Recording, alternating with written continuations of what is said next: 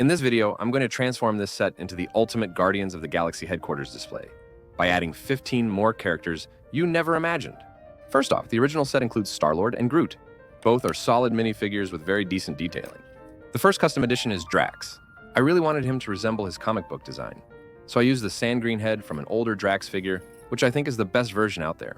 To finish it off, I added Agatha's purple cape, a sand green arm, and a purple hand. Next up is Gamora. I kept her original head and hairpiece but swapped in She-Hulk's torso and legs. The purple and white combo feels just right and gives her a fresh, dynamic look. Then we have Nebula. I used the torso from an old CMF space alien, which kind of matches her Nebula Nova design from What If series. Here's Mantis.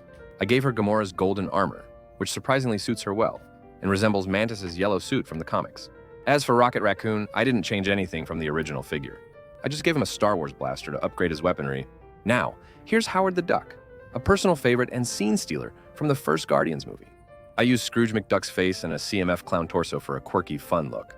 Next is Bug, a lesser-known character from Marvel Comics who was once a member of the Guardians.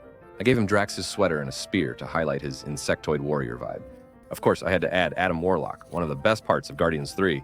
I used the golden Hagrid hairpiece because it's one of the most unique hair molds, in my opinion, and combined it with a transparent head, plus the Incredibles' torso and legs for that futuristic golden aesthetic. To represent Mainframe, who briefly appeared in Guardians 2, I added a lamp piece to hold up the character.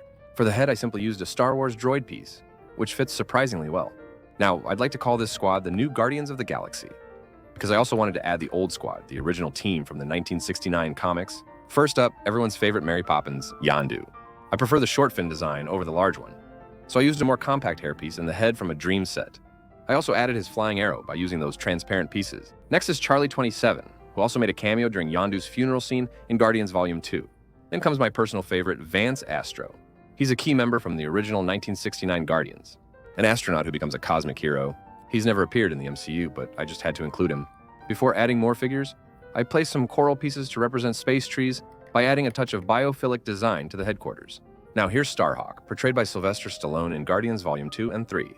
I based his look on the comics, and for his glowing cape effect, I cut out a custom shape, using scissors to replicate that aura. Next is Martinex, who stood beside Starhawk in the films. I know he doesn't actually wield a lightsaber in the lore, but I thought this squad could use at least one swordsman to shake things up. And last but not least, we have Silver Surfer, just wandering between the two squads. I added him because he brings that extra galactic vibe and cosmic scale to the display. So those were my custom upgrades and ideas for the Guardians of the Galaxy Volume 3, set bringing together both classic and new team members into one ultimate display. I hope you enjoyed this build and got inspired to create your own cosmic lineup. Don't forget to like and subscribe. Thank you and have a great day.